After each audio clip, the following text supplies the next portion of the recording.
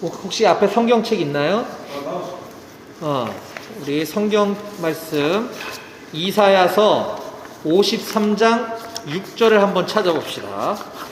처음부터 너무 어려운 성경 본문을 골랐나 내가? 이사야서는 구약 성경에 있고요.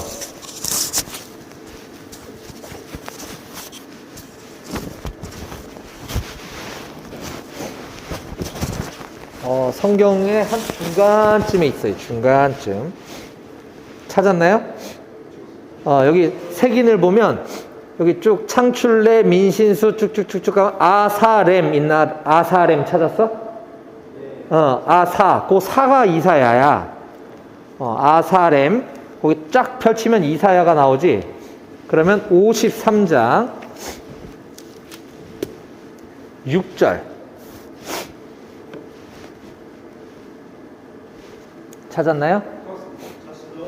네, 우리 같이 함께 큰 목소리로 읽어봅시다. 시작.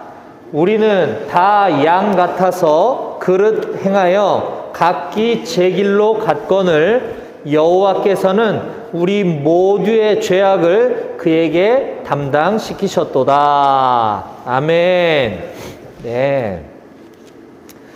오늘 말씀을 잠깐 나누기 전에 오늘 감격스러운 우리 임마누엘교회 첫 예배에 우리가 이렇게 함께 할 수 있게 돼서 너무너무 반갑고 기쁘게 생각합니다.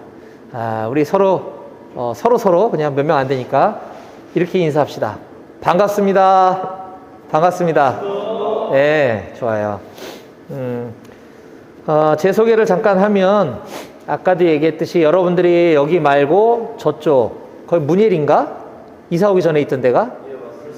문예리 여러분들 주둔지 있을 때 그 바로 옆에 있던 포병 동원훈련장 한마음교회를 담임하던 이제 김용식 목사라고 해요. 저는 김용식 목사고 거기는 포병 대대가 이제 주둔하면서 동원훈련장을 관리했었는데 저 98 포병대들이 이사를 갔어요 올해. 그래서 동원훈련장은 이제 폐쇄가 됐고 거기 한마음교회도 이제 없어진 거지. 그리고 코로나 때문에 작년과 올해 계속 부대를 거의 못 들어가고 나는 이제 집에서 온라인으로 예배를 우리 113대대 용사들하고 같이 드리다가 거기 한마음교회는 이제 113대대와 우리 42대대가 이렇게 같이 했는데 아무래도 우리 113대대는 뭐 주역이 1명 아니면 뭐 2명 요 정도 이렇게 참여했고 나머지 한 20여 명은 우리 113대대에서 참석을 했는데 온라인으로 하다 보니까 42대대에서 전혀 예배 참석을 안 하더라고. 기존에 내가 이제 느끼기로 이제 주역이 같은 경우도 러시아에 있다가 이제 왔는데 지금 코로나 시대에 모든 교회들이 다 온라인으로 예배를 했잖아요. 작년 올해. 아마 본인이 다니던 교회에 예배 드렸던 것 같아. 그래서 42대 대학원은 이렇게 이제 2년이 끝인가? 라고 생각을 했을 때 우리 이경재 목사님께서 42대대가 강포리로 이전을 했습니다. 근데 거기에 3, 4단 방공중대도 있고 5군단 군기교육대까지 같이 있어서 병력도 한 100여 명이 되고 거기에 또 이렇게 훌륭한 예배당이 있는데 오랫동안 방치되어 있어서 낡은 예배당이 하나 있는데 우리가 이걸 살립시다. 그래서 나도 기쁘고 우리 이경재 목사님도 소속 부대니까 기쁘고 그래서 이제 같이 막 후원자를 이제 모집을 했어요. 이건 군인교회는 나라에서 지어주는 게 아니거든. 그래서 목사님이랑 이경재 목사님이 이제 여기저기 막 알려가지고 개인적으로도 이 군인교회를 짓는데 써달라고 헌금을 해줬어. 막 개인들 그리고 또 여러 교회들 여러 단체들이 막 해가지고 이거 지금 리모델링 공사하는데 한 2천만 원 들어갔거든요. 이거를 이경재 목사님하고 저하고 후원금을 받아서 공사를 한 거예요. 놀랍죠? 우리 2천만 원이 없거든. 하나님이 하신 거지. 하나님이 사람들을 통해서 이렇게 이 모든 거는 다 여러분들이 여기서 예배드리고 하나님 말씀을 듣게 하도록 하나님이 계획하신 거다. 이경재 목사님이나 나나 이걸 해야 될 이유가 아무것도 없는 거죠. 그렇죠. 뭐 월급을 주는 것도 아니고, 아무것도 없는 거예요. 이거는 다 자원봉사인데, 우리가 이렇게까지 땀 흘리고 했던 모든 것들은 다 여러분 같은 청년들이 군생활하는 동안 예배 드리고 하나님 말씀을 듣게 하려고 한 거다라는 거고, 그런 의미에서 지금 이제 시작은 이렇게 우리가 얼마 안 되지만, 이제 방공중대도 오고, 또 내년에는 군기교육대 입소자들도 온다 그래요. 군기교육대는 많이 오면 안 좋은 건데, 아무튼 군기교육대 입소하는 친구들도 예배 참석할 수 있도록 해주신다고 하니까, 우리가 계속 이제 기도하면서 이 자리가 찰 수 있도록 좀 함께 했으면 좋겠어요.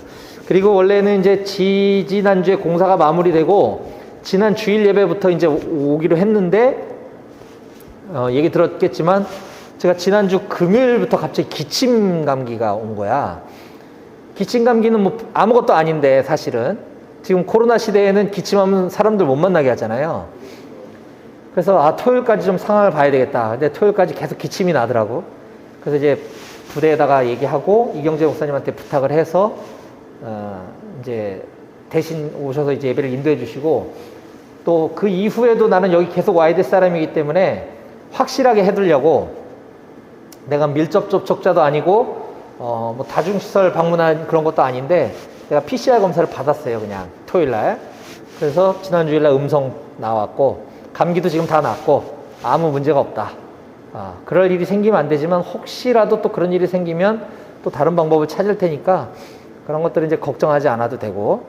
그래서 지난주에 너무 감격스러운 첫 예배날 결석을 해버리는 바람에 몹시 안타까웠는데, 오늘 이렇게 여러분들 만나서 너무 반갑습니다. 너무 반갑고요. 우리 여기 있는 3명은 진짜 잊지 못할 것 같아. 그치? 네. 여러분들 빨리 제대하기를 바라는 마음 간절하지만, 어쨌든 제대하는 날까지 같이 함께 예배하면서, 또 주변에 우리 전우들, 우리 동료들 잘 인도해서 함께 예배할 수 있도록 그렇게 합시다. 네. 그래요. 어제 성탄절 예배를 원래 보통 때 같으면 성탄절에는 예배가 따로 있고, 주일날은 항상 있는 건데, 통상 우리 군인교회는 성탄절날 외부에서 이제 민간 교회가 위문을 많이 왔어요, 항상. 근데 지금 민간인들 출입이 지금 안 되다 보니까, 그리고 지금 코로나 상황도 심각하다 보니까, 지금 대부분의 군인교회들이, 그리고 성탄절이 토요일, 그 다음날 주일이 붙어 있단 말이지.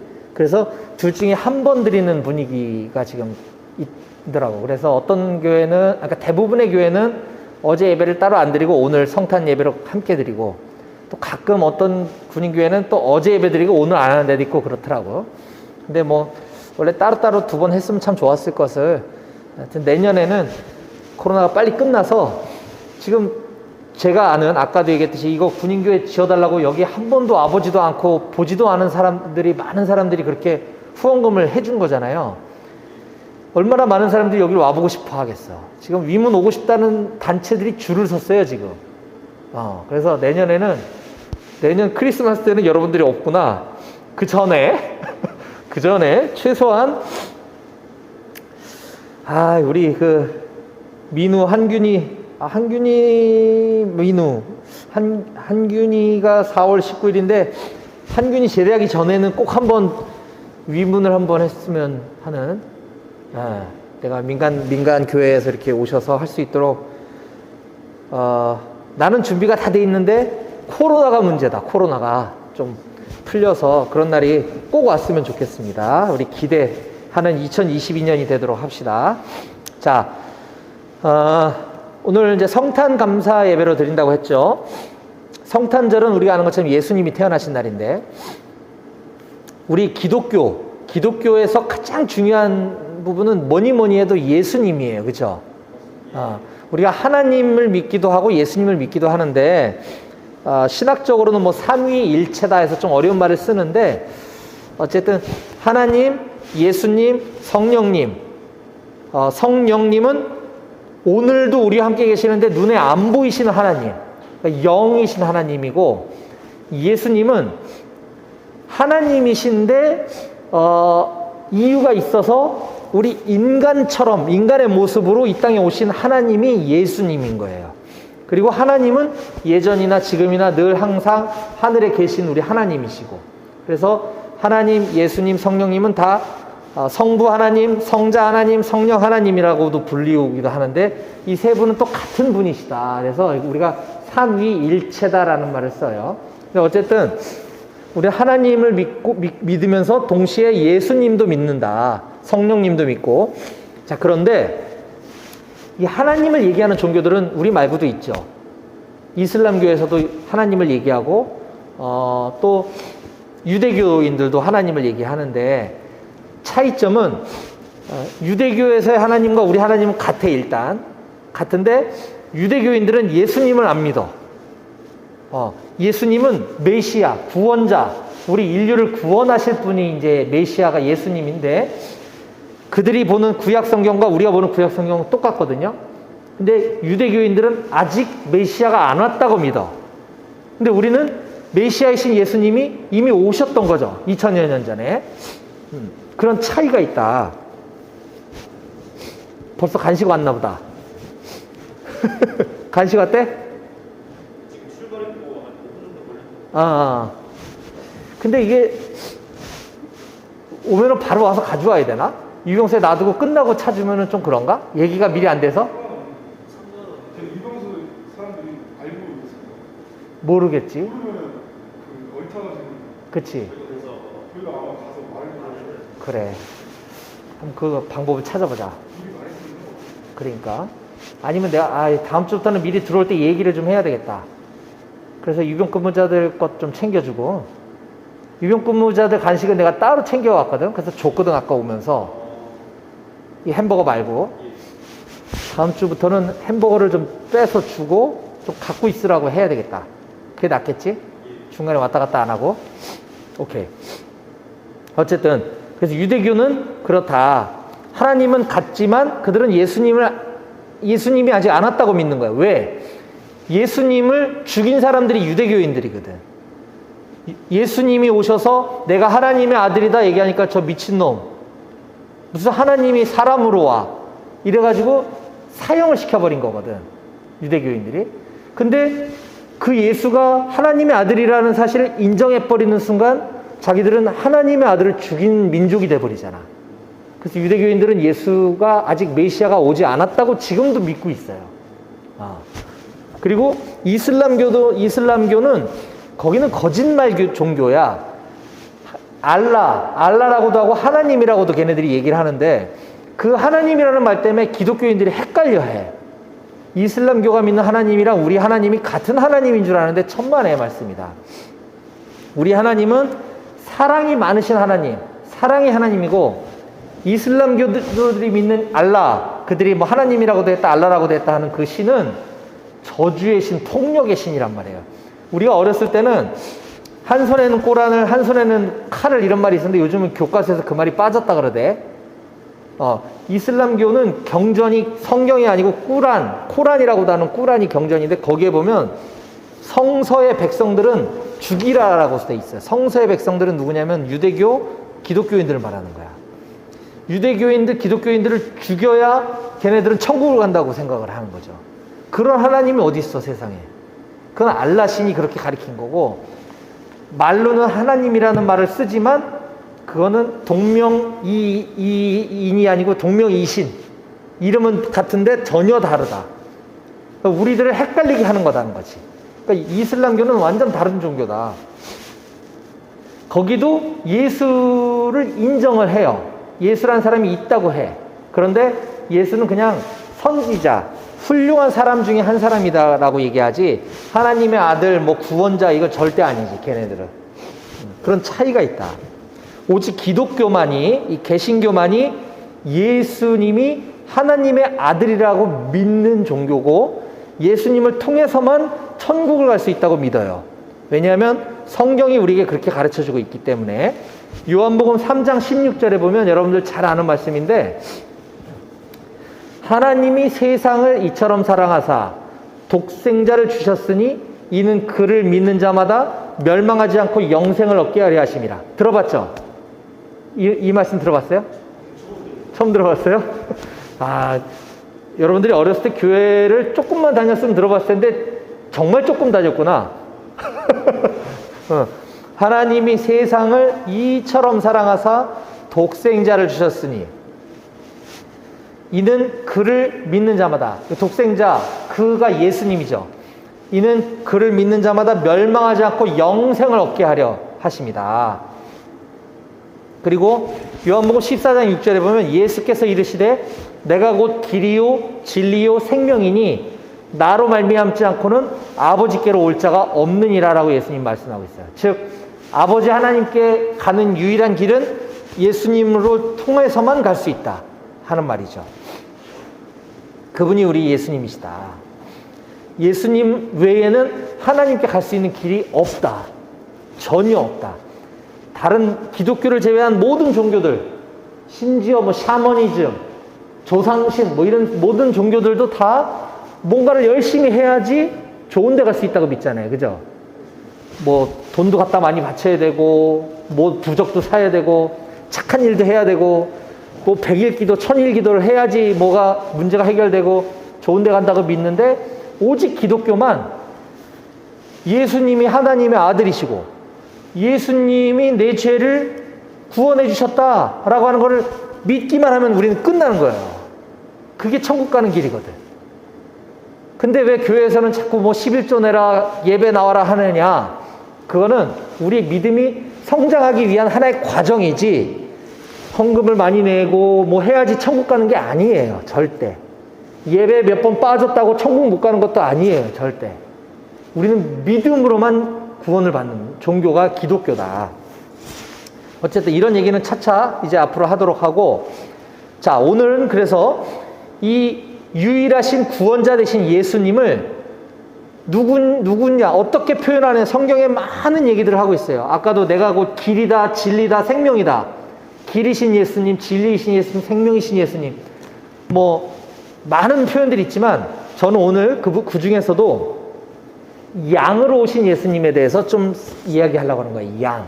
그래서 오늘 설교 말씀의 제목이 양들을 살리기 위해 양으로 오신 예수님이라는 제목으로 말씀을 전할 건데 한번 따라해 볼까요?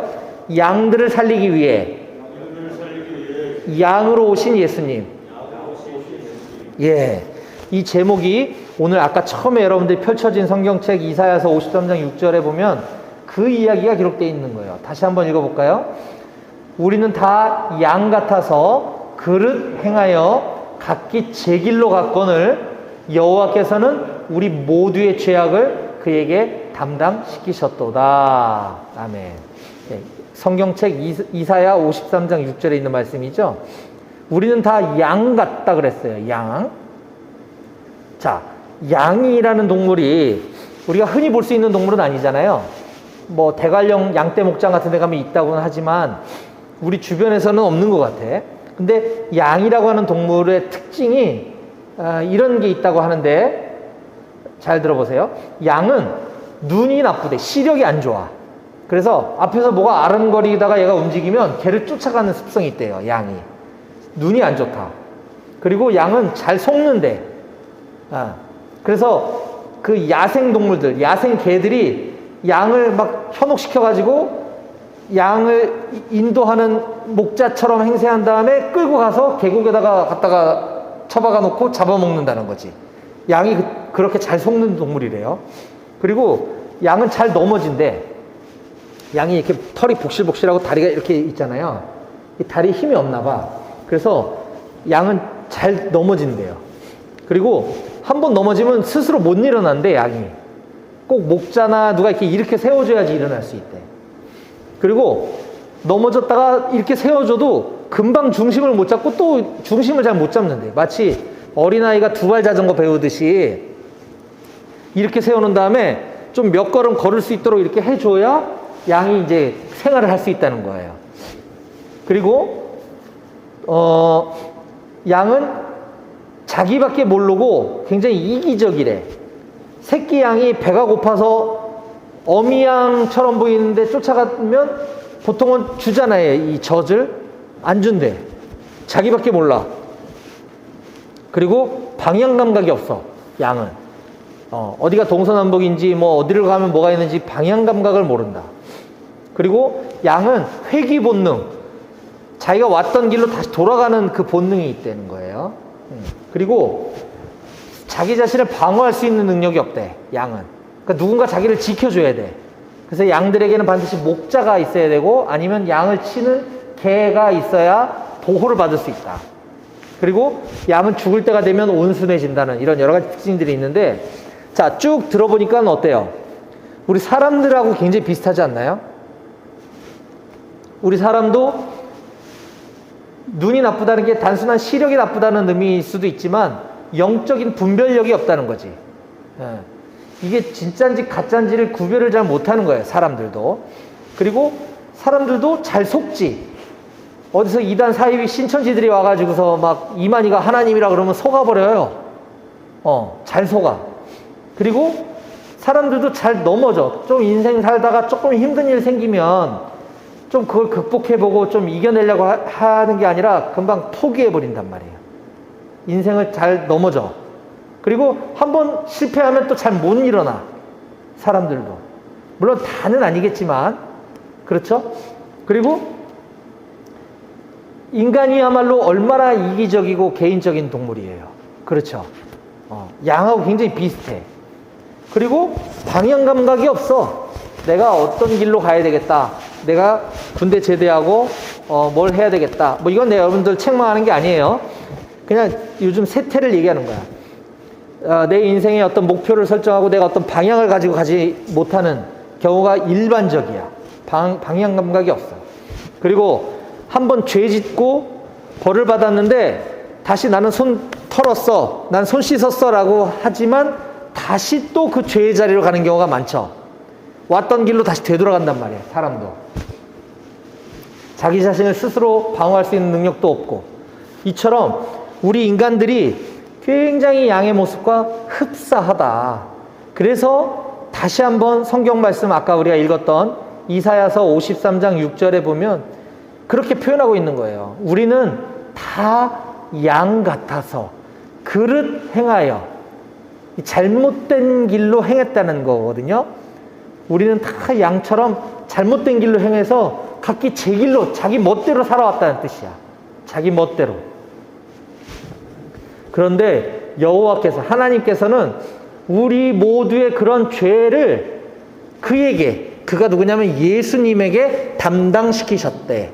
자, 이사야서는 예수님이 오시기 수백 년 전에 쓰여진 책이에요. 수백 년 전에. 근데 장차 그가 오실 거를 예언해주고 있는 책이지.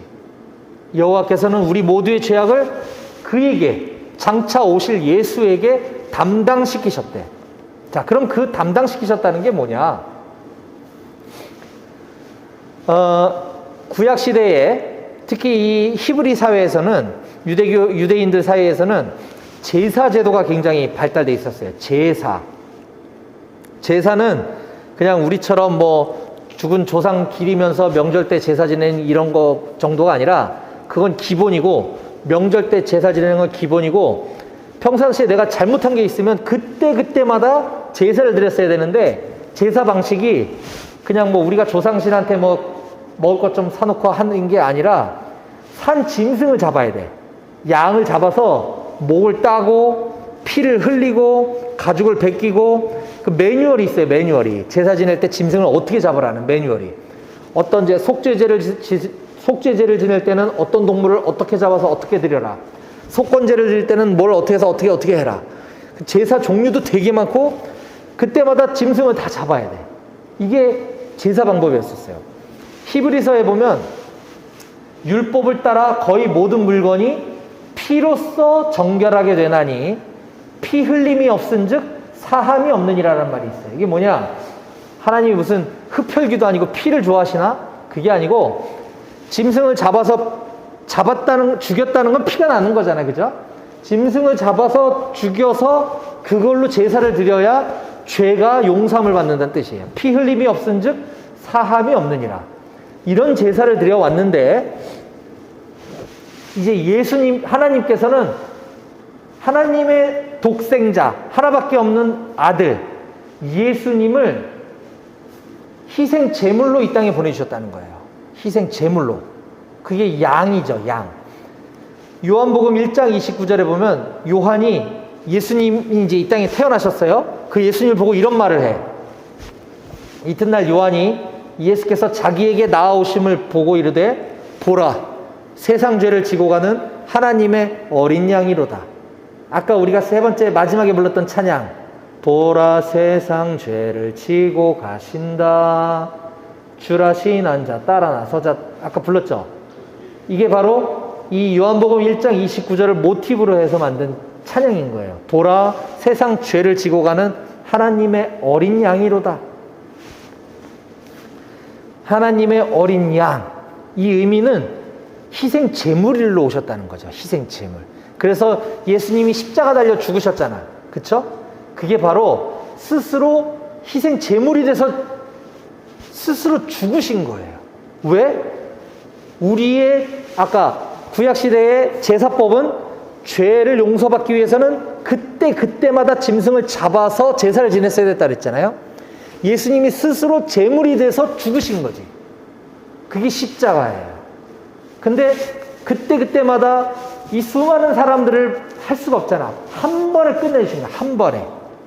예수님 2000년 전에 십자가에서 희생 제물이 되셔서 양으로 죽어버리셨단 말이죠. 그걸로 끝. 이제 더 이상의 희생 제물은 필요 없다. 우리 안 하잖아요, 이제. 그쵸?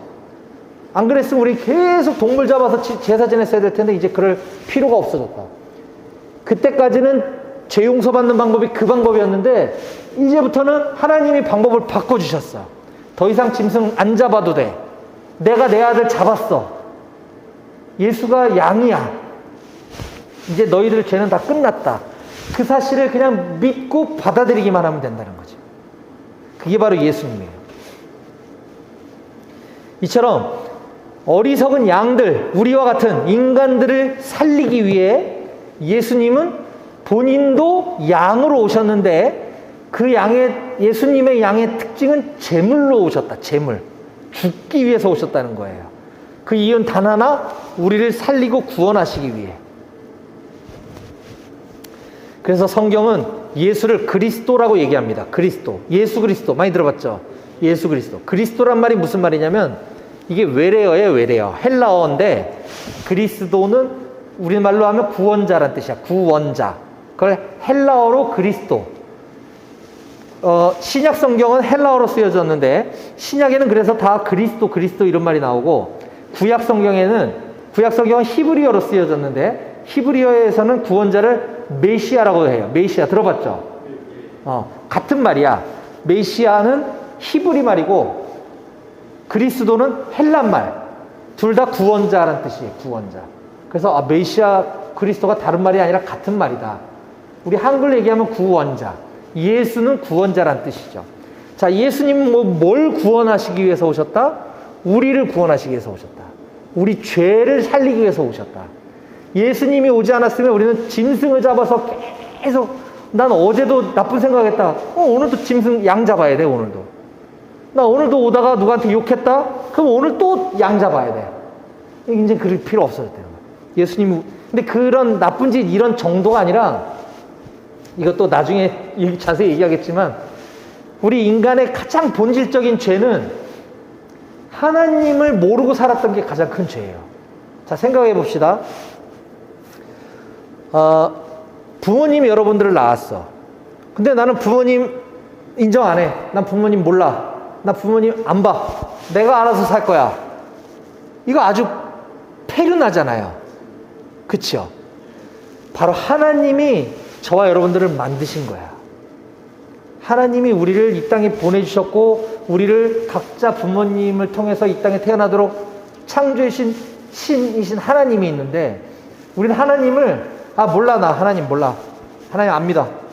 이렇게 살아왔던 게 가장 큰 죄라는 거지. 그거보다 더 큰 죄가 없어요. 그 죄를 예수님을 통해서 해결받았다는 거지. 우리가 살면서 매일매일 나쁜 생각하고 나쁜 것 짓하고 이거는 크고 작은 정도의 차이만 있을 뿐 우리는 평생 죄에서 자유로울 수가 없어요. 그쵸? 여러분들 죄 안 짓고 살 자신 있는 사람 있나? 나도 없어요. 그런 죄는 자잘자잘한 거 그때그때마다 내가 깨달을 때마다 하나님 잘못했어요. 회개하는 거고, 그게 본질이 아니라 하나님 없이 살았던 삶, 하나님 모르고 살았던 삶, 하나님 보지 않고 살았던 게 가장 큰 죄다. 그 죄를 하나님은 예수님을 통해서 해결해 주셨다. 그 죄를 해결하기 위해서 우리가 뭘 해야 될 게 아무것도 없어.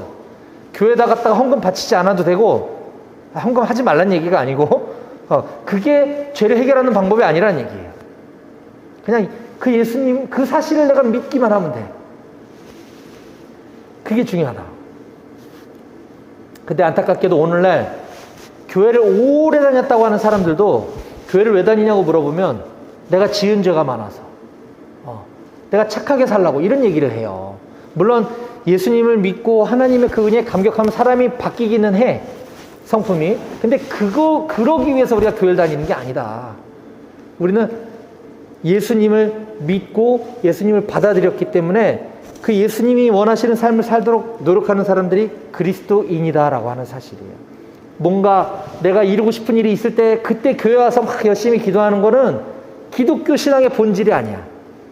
우리 큰아들도 엊그제 수능을 봤는데 수능 잘 보게 해주세요. 좋은 대학 들어가게 해주세요. 이렇게 기도하는 기독교인들이 많아요. 물론 그러면 좋겠지. 근데 그러려고 교회를 다니고 그러기 위해서 기도하는 거는 교회 안 다니고 절에 가서 하는 거랑 뭐가 달라? 그게 다가 아니다. 우리를 살리신 하나님 너무 감사해서 믿는 게 기독교인이다. 기독교 신앙의 본질을 깨달았으면 좋겠고, 어제 이제 마무리하는 거예요. 어제 우리가 성탄절을 보냈어. 그쵸? 코로나 때문에 작년하고 올해 특히 성탄의 분위기가 없어요. 지금 밖에 나가도 세상이 조용해.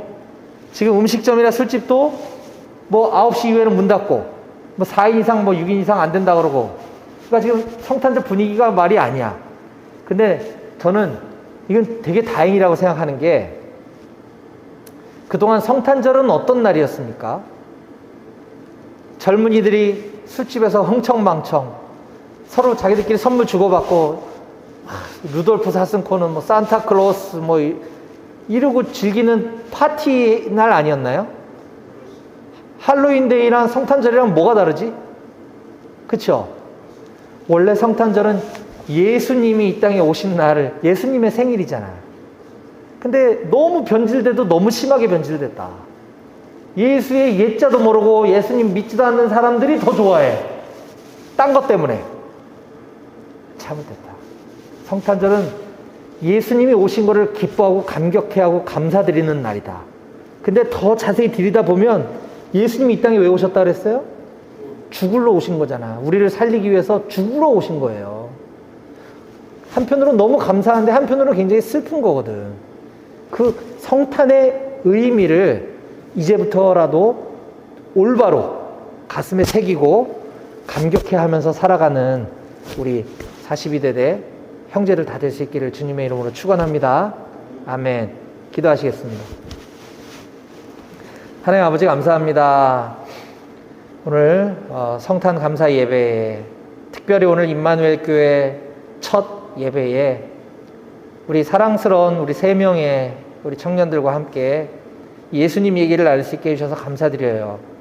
특별히 어제 성탄절, 예수님 태어나신 날인데 예수님이 이 땅에 오신 그 의미를 오늘 들었습니다.